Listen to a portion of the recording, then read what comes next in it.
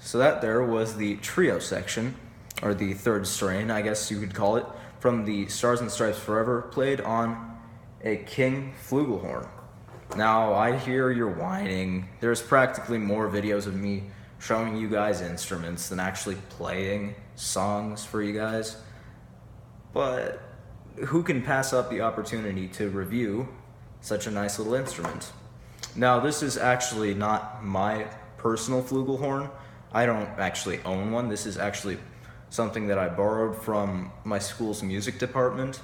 And I gotta say, it's quite the gem. My band director just dug it up one day when I asked if I could solo on a flugel.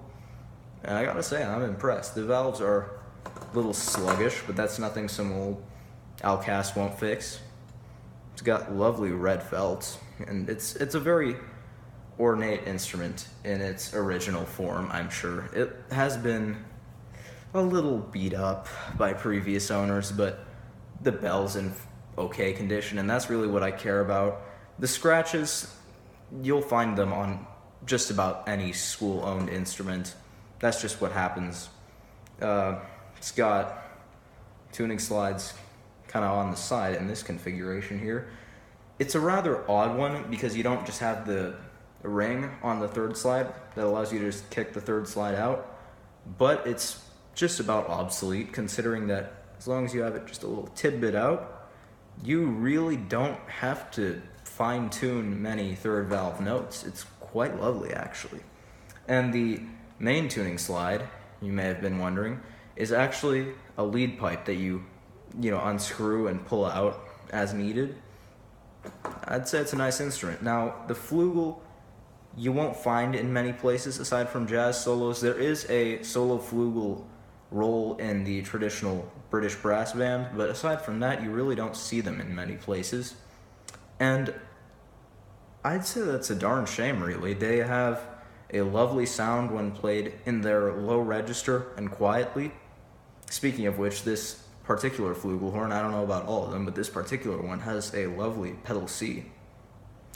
But, it's obviously not meant for the high register. I'll demonstrate a lower scale for you guys, just to give you an idea of what it sounds like.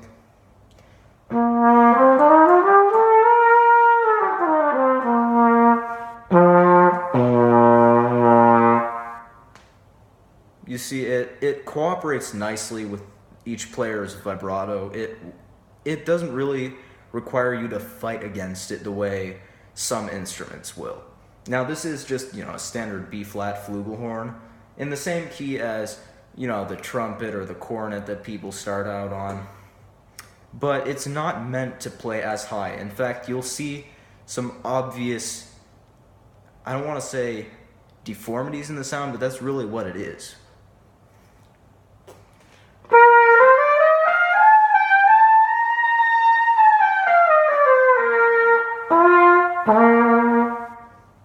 Not only is it very foggy and inaccurate up in the high register, but it loses its lovely mellow sound, and it's essentially like playing a trumpet that does fight against you.